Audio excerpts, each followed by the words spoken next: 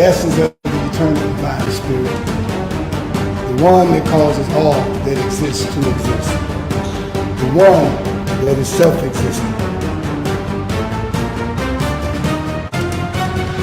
How many men have children and the children never meet their father?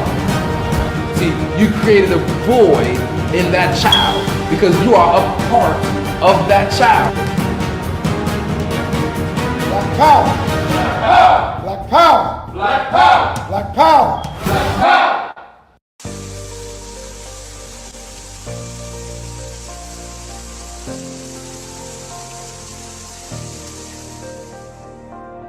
Are you feeling fatigued and can barely make it through the day without some type of caffeine?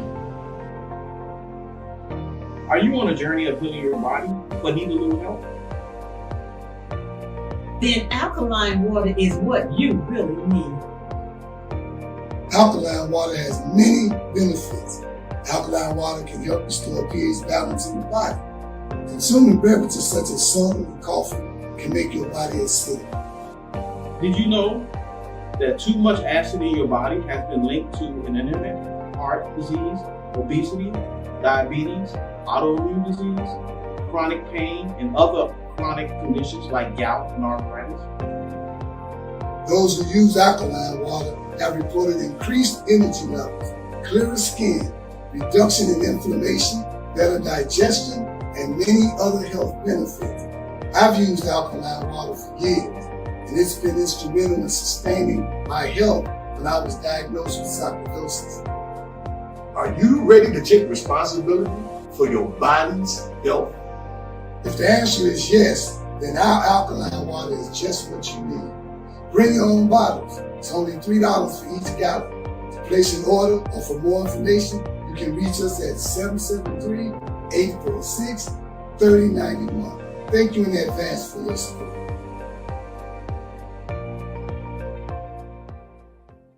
Hi, my name is Sister Ebony Stevenson. I am your announcer for today.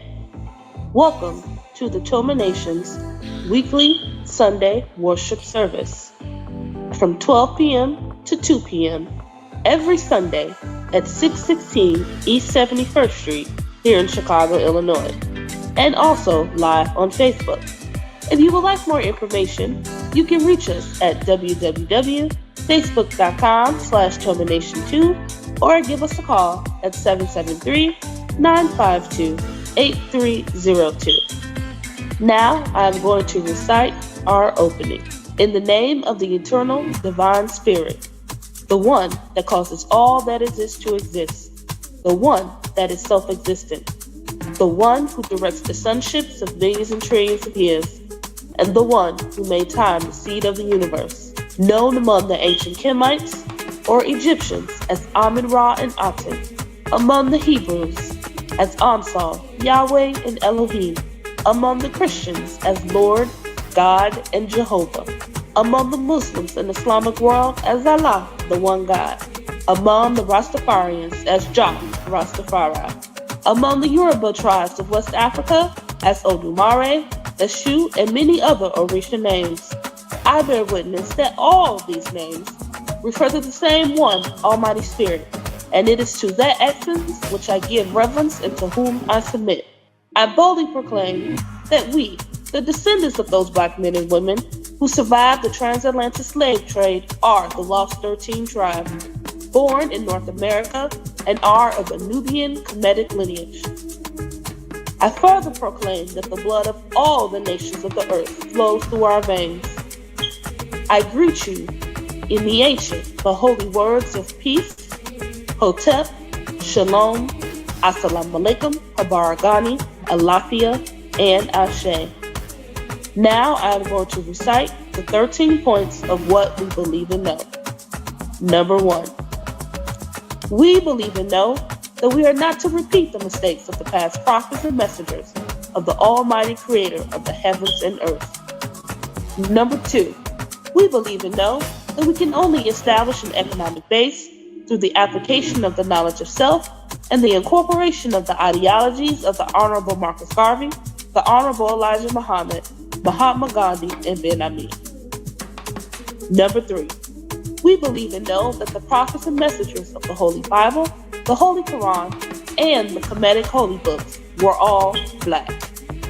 Number 4, we believe and know that Jesus Christ of 2,000 years was and is a black man. Number 5, we believe and know that the knowledge of the Almighty Creator goes beyond books written by the prophets and messengers of the Almighty Creator. Number 6, we believe and know that in order to promote and coordinate unity, we must first recognize and accept the uniqueness of being able to worship our Creator, regardless of religious denomination, name, title, ritual, particular dress, or as long as it recognizes the Almighty Creator of the heavens, earth, and the universe as supreme. Number 7, we believe and know that it is impossible to tell the truth without exposing the wicked governments of the world. Number 8, we believe and know that the United States government, in collaboration with other European nations, have a denial objective to exterminate dark-skinned people of color off the earth through the act of genocide. Number 9, we believe and know that some of the most effective methods that are being used today are AIDS, birth control, alcohol and drug abuse, vaccinations, gang and domestic violence, systematic elimination of trauma centers, the public school system, and public aid within the black communities of America and the world. Number 10, we believe and know that the last trick that Satan is playing on us is the dividing of us by our religious differences, religious gangbanging. Number 11, we believe and know that the conflict between the various religions are comparable to the conflict between various street gangs within the inner cities of America. Number 12, we believe and know that the war on drugs and gangs is a diabolical plot to disarm the black community of weapons, break up the black family, withdraw our constitutional rights, also kill and incarcerate young black males under the undercover code name Able 2029. And number 13, we believe and know that every letter, shape, sound, and numerical value contains esoteric information that completely transcends the specific contextual meaning of the word.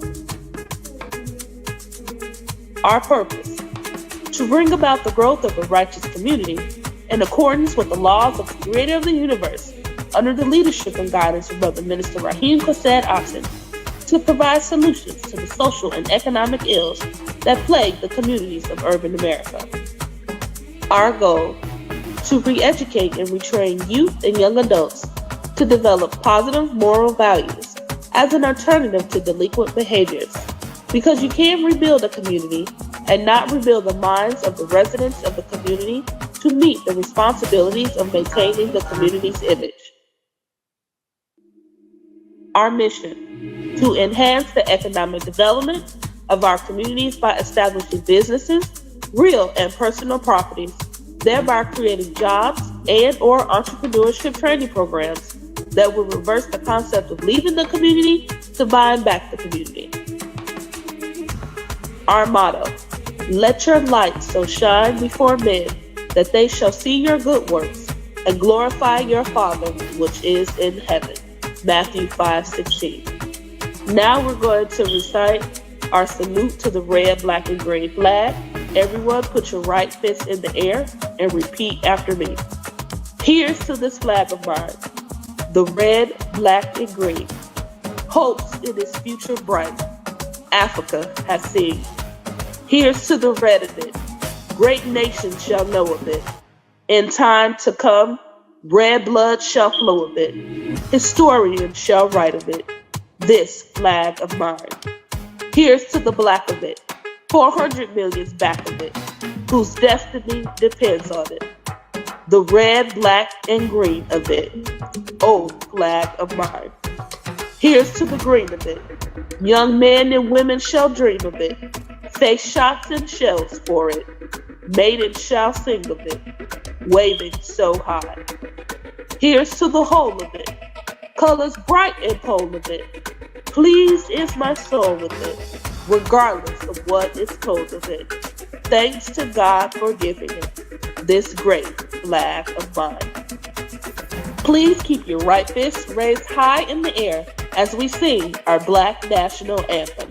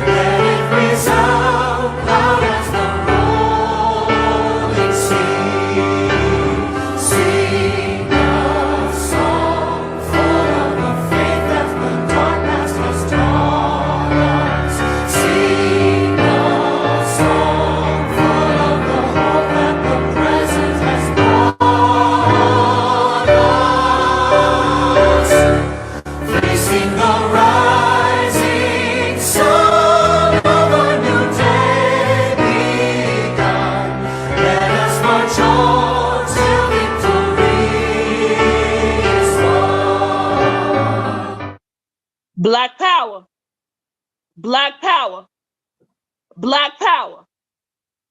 Black power is the power to define, develop, and defend that which is in the best interest of Black people.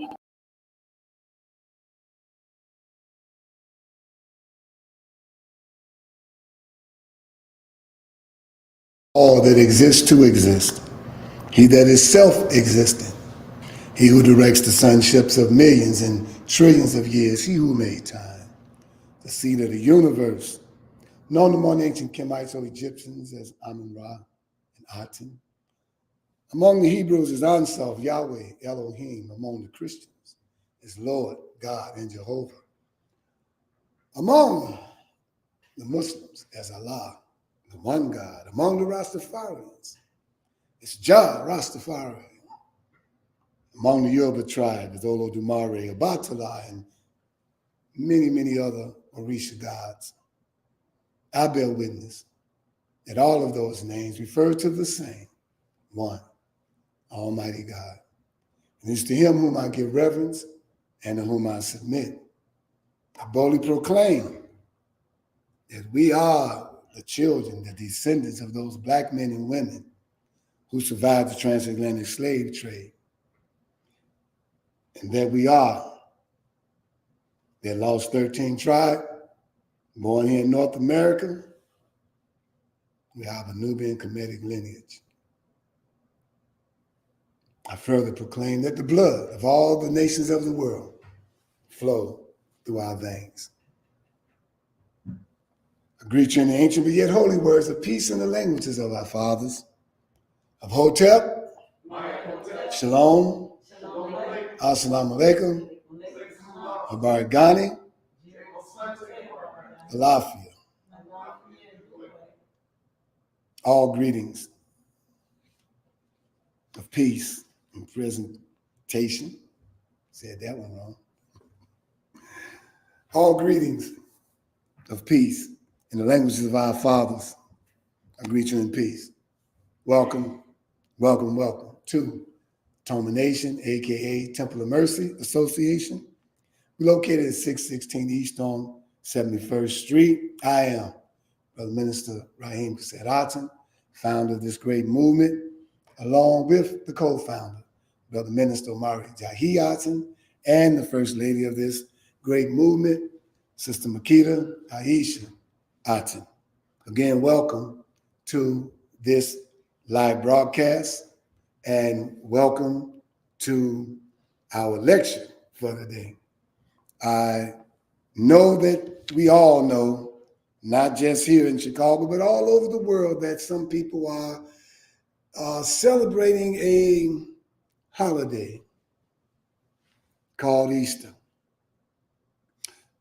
Inside of Easter, in the bunny rabbit and the eggs, is another celebration called the Passover, And along with those two is another observance of a thing called the resurrection. Out of those three, you can pick one to be a part of. Toma, an all-inclusive, Black conscious righteous movement, choose not to celebrate any holidays that were given to us by the Caucasian. Being Black conscious, we work hard to promote to our people things that are more geared to our culture, our way of life, and our history. Easter has no place in our history. Now, Yeshua does, who they call Jesus today, because we know he's Black. Yes, Jesus Christ is a Black man. And I know you all didn't believe it all them years until a Russian president named Putin came out and said it. But that didn't mean he didn't just get Black then.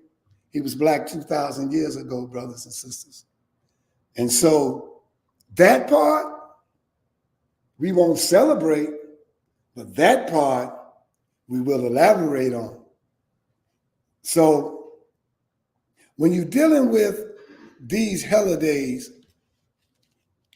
here in Toma, we have our own that we celebrate and observe, Juneteenth being one. Marcus Garvey's, not just his Earth Day, but his whole entire operation, we recognize in the month of August. This month, the Temple of Mercy Association has our prescribed readings for the month that if you listen to our other tapes, you will see that we recognize Ben Ami with his book, God, the Black Man, and Truth, which we will be continuing in it going into April. Also, we are reading and studying a book called Black Root Science. And so just hang on and we will be right back at it in April. But today, we want to talk about different parts of this little enigma, I'll call it, because you see in 332 BC, Emperor Constantine at that time, a Roman emperor, they say he was a Christian. And he's responsible, brothers and sisters, y'all need to look this up. He was having a council with a few council people called the Council of Nicaea. And at this council, they were concerned about all of these different holidays that their people were observing, taking too much time off of work. And so they came together with this idea that maybe we can kind of infuse two or three of them together in one. And this is how they came up with the concept of taking the Christianity side of things and placing it with the paganistic side of things. So they put Christmas and Santa Claus together on the same day with the birth of Yeshua. And then they took Easter, dealing with fertility, and Ishtar, who is the goddess of fertility, they took that, in the Easter bunny, which represents fertility during this time of spring, because they have a lot of bunny rabbits that they call litters. And they took that, and then they took the eggs, because we know that eggs, have to be fertilized, in order to bring life out. So they use those eggs, they use those rabbits, and they color them according to the chakra.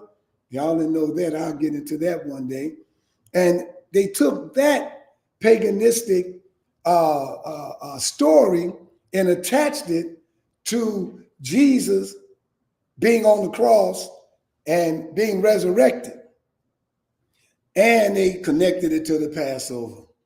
So now that you all know that little history, you all got to look up the rest of it for yourselves, or look at some past tapes, because every year we speak on this and we say that Jesus didn't die on the cross. And so the subject is the resurrection. The resurrection. Who died on the cross? Now, we know that somebody died on the cross. We know that prophecy has to be fulfilled, you know. And if that prophecy being fulfilled has anything to do with the fulfillment being done by human beings, it does not necessarily have to be a named individual, but that process will take place if it was prophesied to be that way. And if it was prophesied that someone was supposed to be killed, hung on the cross, nailed to the cross, and die and rise again on the third day, then that prophecy has to be done. So we're not here to say that it never happened. We're here to say and tell you how it happened. So if you understand that the movie industry and the world of media copies all of what it does from something that has a lot to do with what we do as individuals naturally. See, and the thing I'm saying is that God in his infinite wisdom placed things and situations in front of us, make things be and make things become right before our eyes. His eye is the camera. See, his eye is the cameras that's taking the pictures of all the actors that are involved in any particular thing that makes up history. So from the eye of God, all right, let us deal with this. Now I'm going to move east out the way, and I'm going to deal with the spirituality of this thing of the Passover. Now God set us as watchmen, and we're supposed to watch the things and the events that are happening in the world. But as we watch, we're supposed to pray so that we can be found worthy to escape. And so if you notice, inside of this thing dealing with the resurrection, we're talking about a form of escape from something. See, and all of the things that went in it in order to make that escape are all of the prescription that we need to know about in order to escape. Remember I told you, if we can't bring it up today, there ain't no sense in talking about it.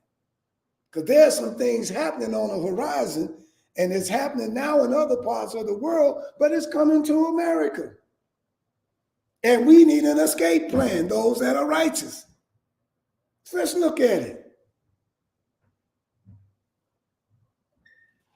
Let's go to the Passover first.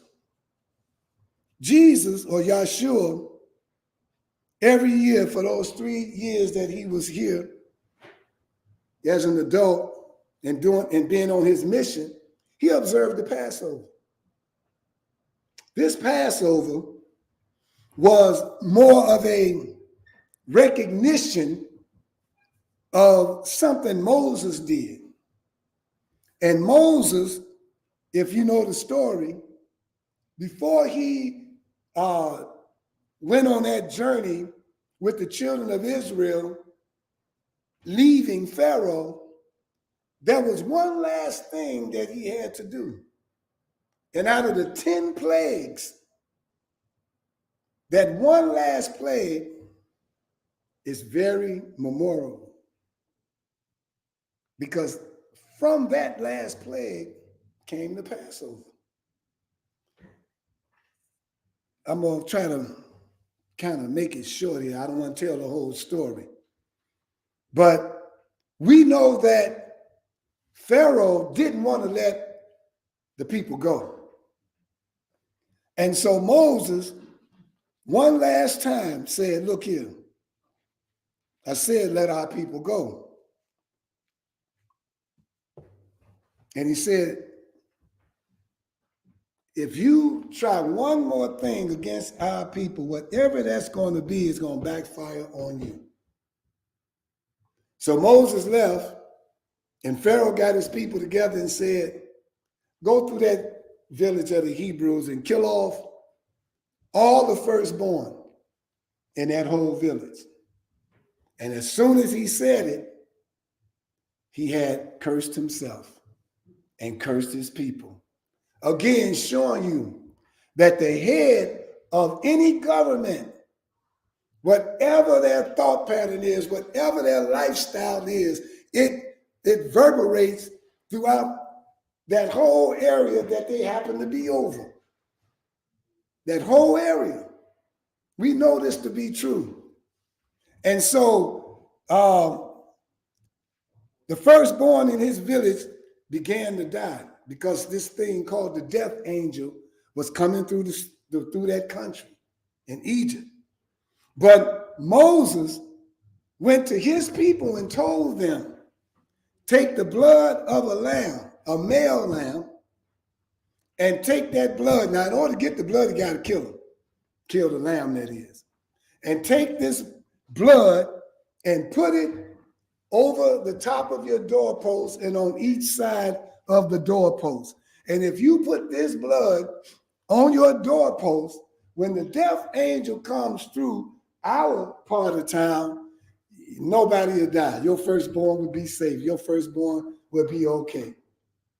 Now, a lot of times people of God will tell, quote unquote, regular people some things to do to get out of something, to escape something, but it sounds so weird that we won't do it. It wasn't a thing of it was weird to kill a lamb. They did that for sacrifices anyway.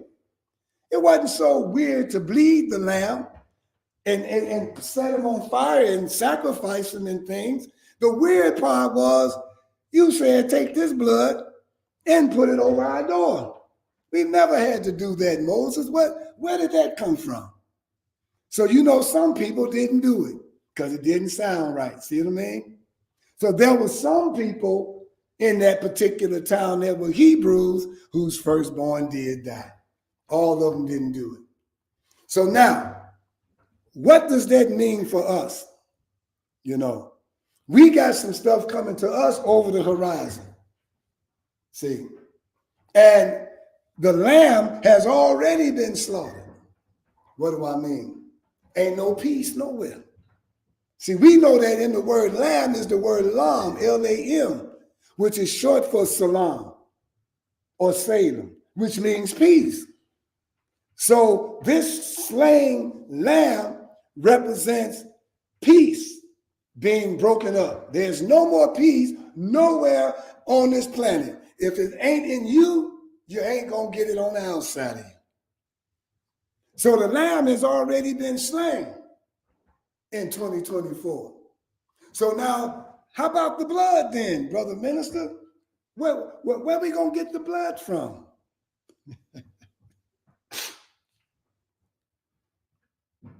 Well, in Toma, we know that blood means life. And we're talking about the life of a lamb. And if we go into the Christian understanding, we're talking about this Lamb of God, which was a human being that gave up his life that we might live, right? So if we're talking about the blood of the Lamb on our doorpost, we're talking about his life. So now we want to escape, take on the life of Christ. If you want to escape, then fill up, you know, they say being covered in the church, well, that's how they call it. Being covered in the blood, being covered by the blood. Well, if you want to be covered by the blood, you must be covered by the life that Christ told us to lead, to live. That's how you do it. And when you're covered by that blood, you're at peace. You're at peace, automatically at peace. But if you're running from it, then you suffer the plagues that are hitting this planet 24 hours a day. You can't run. You cannot hide. Another part of the Passover, Jesus was sitting at the table, and Jesus was telling his people at the Passover, he said, this day, as often as you do this, will show forth my death and my suffering. What was he doing right then? Because there was nowhere in the Hebrew faith at that time at a Passover that was being said.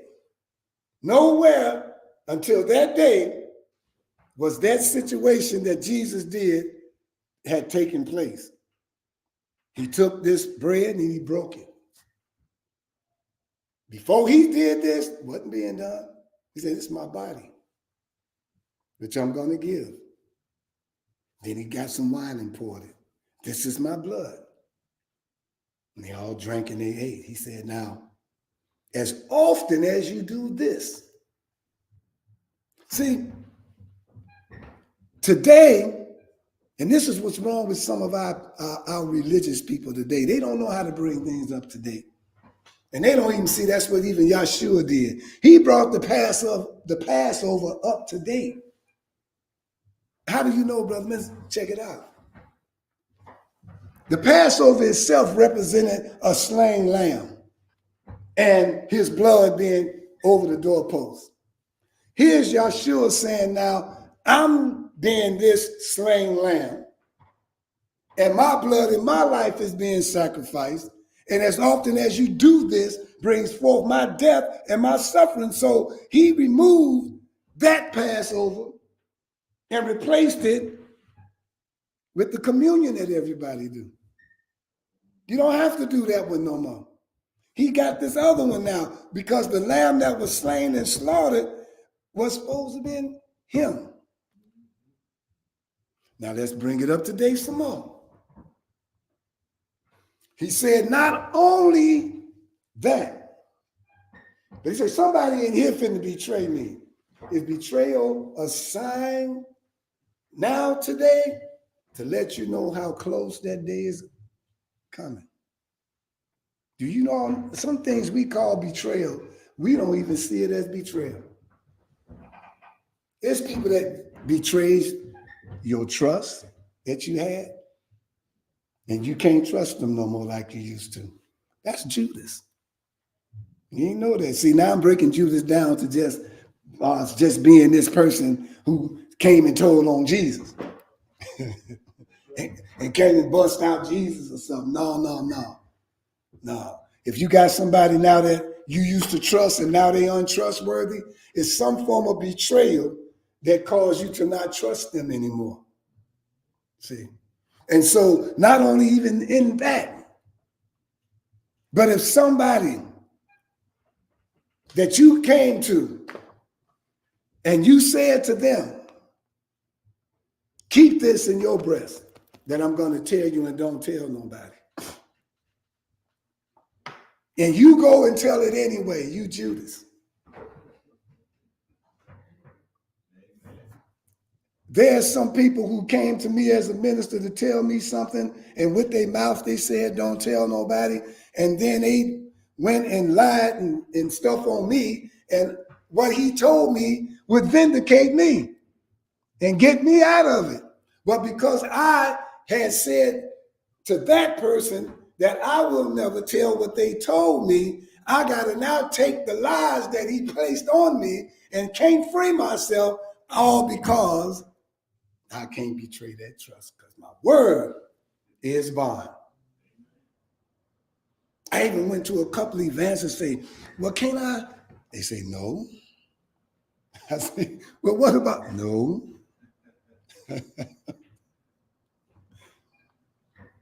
So now we're talking about a Judas. We're talking about someone in your midst who are listening to you every day and ain't believing nothing you said because they didn't come to hear you. They came to expose you.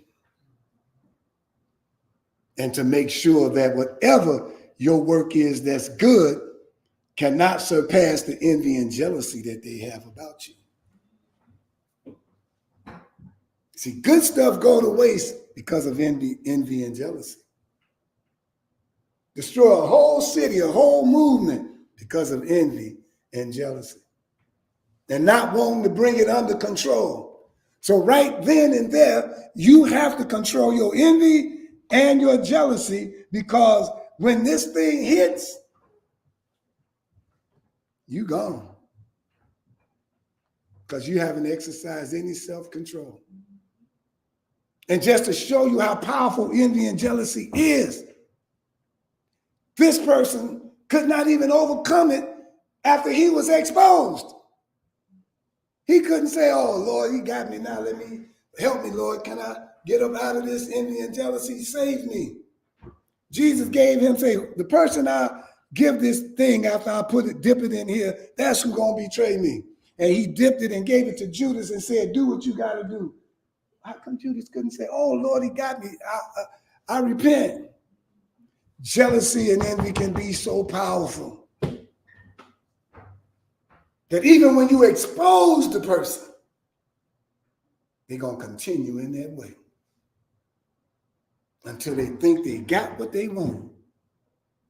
And it can go so far and you can do so much damage that by the time you come to your senses and ain't under it no more, you can't take back what you had done.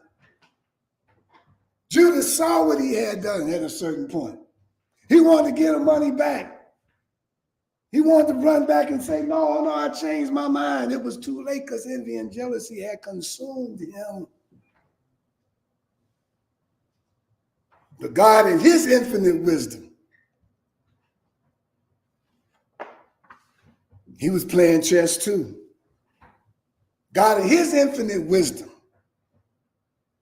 told Yahshua, go into the garden. It's another key to us surviving, understanding what the garden really is and why that's so important, and why Jesus, every time he gave us these parables, he used certain vegetation, grapevines and corn and ears of corn and different things that had something to do with garden animals. So he went on into the garden because that's where all his weapons were at. Y'all didn't know that, did you? I ain't talking about tool shed. I'm talking about nature. He went in there and that was the atmosphere. So what you do, brothers and sisters, you don't go to the enemy. You bring the enemy into your environment. Uh-oh, did I say something?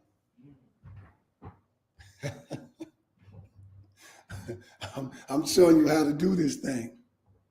So once he gets into your environment, he's going to bring his weapons into your environment. So he comes in, Jesus do his repetition thing that he's supposed to do. What was it? He had to go and pray. One prayer, was that supposed to? No. God said 3 of them. There go another part to this here prescription. He prayed 3 times. And he came back and he saw his disciples sleep. What is God telling the leader? If your members are asleep, that ain't no excuse for you. You ain't gonna be able to tell God my members were sleeping, so no. Jesus saw them sleep, went back and prayed again. Did he pray for them, Lord, to save my members, they sleep? At war. Once it's time and you at war, you cannot sleep. So what happened? Maybe we can go about 10 more minutes, Minister Omar. I got to get past the garden right quick. So the 3rd time ignited something different when he went to sleep. When he went to pray. The 3rd time, 2 angels appeared. And we know in Toma what angels really are. We don't look for nothing with chicken wings and yellow hair. So 2 angels appeared beside him and said to him, hey, I'm paraphrasing, y'all. Be cool. We got this. You know who we are. Calm down. It's going to still take place. The resurrection, being on the cross, the whole 9 yards, because it must be fulfilled. But listen, Jesus, it didn't say that it necessarily that the people had to know that whether it was you or not, they're going to know it's you, but we know it ain't going to be you. We want you to run into the tool shed when the ruckus take place, and we're going to take care of you over in there while all this take place. God had already prepared Judas as a child, and they were growing up as children, and people was always saying that him and Judas looked like twins. Him and Judas looked like brothers. They played together, hung out together, and they grew up together. See, Judas wasn't one who just popped up and walked with him as a disciple. He was one of Jesus' friends that he met along the way and said, hey, come on, get with me. A lot of times a man of God or a person or a messenger, they start their ministry with relatives and friends. And most times it's some of the relatives and friends that turn against him. It was Elijah Muhammad's brother and cousin that turned against him, that had him on the run, trying to get him killed. His brother, his cousin, Prophet Muhammad, same thing, his cousin. So what is that telling you? Bible said it. Sometimes it's the ones that's the closest to you. He even says those that of your own household could wind up being your worst enemy. See, we ain't always prepared as we think we are. If you don't understand human behavior and how a lot of us as human beings, when we can't get what we want, what we turn into. And God is so wise that whatever it is, he played on it himself. So whatever you do plays toward that total outcome that he placed forth to happen anyway. It's going to go toward that. So after Jesus got his marching orders on what he got to do, here come Judas. Y'all know the story. In some movies, they see him kiss him on the cheek, some on the hand, because, you know, they want to play it how they want to play it. But whatever it was, that was one of his little strategies. The person that I kiss, that's the one that you got to get. Now, make a long story short. When the lanterns and stuff went out, when the commotion took place, they grabbed Judas. And they was beating him. Jesus was in a scuffle too. They was wrestling and all that, and he got cut and hit and all ruffled up. And even, I think it was John or Peter, ran up out of his clothes. They were grabbing him. He ran all up out of his clothes, trying to get away. Jesus had already told Peter, you know, the one who could see, the one who knew that he was Christ, the Son of God, the one that looked beyond the flesh. He gave him that insight to see who Yahshua really was. But he didn't have the insight to see what his heart really was about. So Jesus had to tell him, you're going to deny me 3 times before the rooster crow in the morning. That means before dawn. No, Jesus, that ain't going to happen, not me. When the man of God tells you something, should you deny it and tell him it's not going to happen? Or should you say, Lord, what can I do to keep it from happening? That's the whole key. You understand what I'm saying? And nobody hardly ever does that. They just got to prove it ain't going to happen. Oh, no, you wrong. That ain't going to happen. Then it happens. How about submitting your will and humbling yourself to say, Lord, I know you're right. What can I do to sidestep this? What can I do to keep this from happening? would be a whole nother thing if that's the way you understood. So that must mean that Peter wasn't humble enough. So he had to go through it so God could humble him. See? And so now they all out there, Peter thinking he's following the whole thing, watching Jesus go through what he went through. Jesus up on the ship chilling. Judas being beat all in many times. Judas getting a crown of thorns on his head. Judas dragging across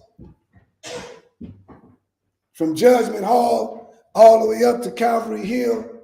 They said this man was beat so bad he was unrecognizable, which is one of the best covers God can have. Oh, Lord, have mercy.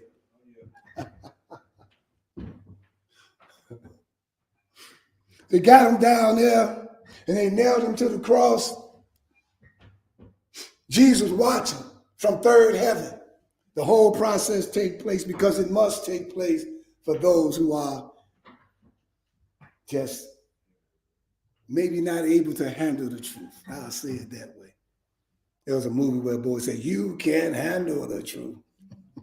Some of us can't. And so now we got that whole process happening, and at one certain point on the cross, Judas said, "My God, I guess it was me. It wasn't him. It was me. I'm the one that was supposed to do this." So he starts saying, how I go? I don't forgot how it go. Eli, Eli, something. Y'all remember some words he said. And then at the end he said, "It is finished." That whole process was Judas. What is God telling you? Men of God and women of God. That ain't nobody, he said, "Touch not my anointed." That ain't nobody gonna get away with doing something to one of God's anointed. You're gonna get yours one way or another. And the Creator gonna show you that he took care of it. You won't be able to do nothing about it. You might want to change it or whatever, but you can't. Because if you do what he told you to do, then God will do what he said is his own to do. He says, "Vengeance is mine." You say, "Forgive me." You say, "Forgive him." Forgive them. And he'll take it from them. Giving you some of your good weapons y'all can use. They get mad at him because he told them, his disciples, one day, "I'm that bread that's coming down from heaven." And then half of them leave. He still had to say that. He still had to tell them that. So now the ruckus is gone. Judas beat all up on the cross. Nicodemus and Joseph got together and said, "Now we got to do something about this because Judas is going to be missing. But let's do this here. Let's go and get him and hang him from a tree." So they went to get him, but the guards said, "We ain't letting you." And Yeshua had already told them in the garden that if my Father wanted to, he can send legions to finish this whole job right here. But since it's prophesied to be, I got to let it be. But yet, that same night, the soldiers heard a battalion of warriors coming through the garden, the footsteps and the horse hoofs and all, and it got louder and louder as it got toward them. They dropped their spears and everything and they ran. I'll let y'all figure that out. When they ran, they went in and got the body. They took it to a tree. The rope was too long when they let him go, and his belly hit a rock, and all his insides came out. But the story was still told. That's what he did, that he committed suicide. Yeah. But I'm just telling you, the actors and the players that's in the film, that's in the movie, right? You know, even actors today, you know, they mimic, or not mimic, but they use the same thing. They got a person called a stand-in. They got a person called a stunt man. That you ain't got to do none of that. You sitting in your easy chair watching them do what you're supposed to be doing. Drinking your coffee or whatever. But then when the film is rolled on the day that it is shown in the movies, you don't know nothing that happened. All you know is that's what happened, and that was him that did that, and that was him. Yeah, that's how you think about Jesus right now, and I'm telling you what was happening behind the scenes, and I'm telling you the same result that it was supposed to get for making that happen is still the same result today. But I'm talking to the learned that if you do what God tells you to do, you'll escape death. The Holy Quran said it was made to look that way. Well, isn't that the same way with the filmmakers and all? Oh, yeah. Whatever they show you and whatever the title of the movie is, it was made, key word, to look that way. It was made, the movie, to look that way. You think they are better filmmakers than God himself? Not by a long shot. See, God don't never stop the tape from rolling. The earthly ones do, don't they? God's is an ongoing saga every day. Every day. Cameras never stop rolling. Don't run out of batteries. But today being the time of the interpreters, not prophets, not evangelists, but the time of interpreters. We were sent to interpret what was going on behind the scenes so that those who are still yet remain will know that there is a way and that there is hope for us, that we, if we watch and pray, will be found worthy to escape. Thank you all for listening. God bless you. God keep you. I leave you as I greeted you. Peace, Hotep, Shalom, Assalamu alaikum, Mubarakani, Alafia, and Ashe. For joining us for our weekly Sunday worship service. We invite you and your family to join us live every Sunday at 616 East 71st Street at our new time from 12:30 to 1:30 p.m. and on Facebook from 12:30 to 1 p.m. If you have enjoyed what you have heard, please feel free to support us with a monetary gift on Cash App at $TOMANATION.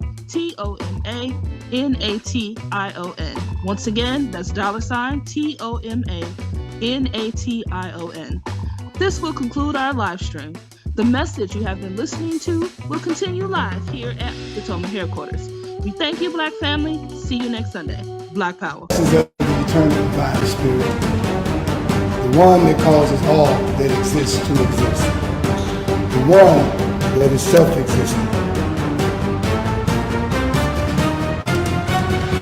How many men have children and the children never meet their father?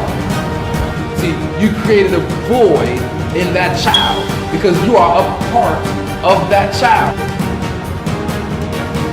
Black power! Black power! Black power! Black power! Black power!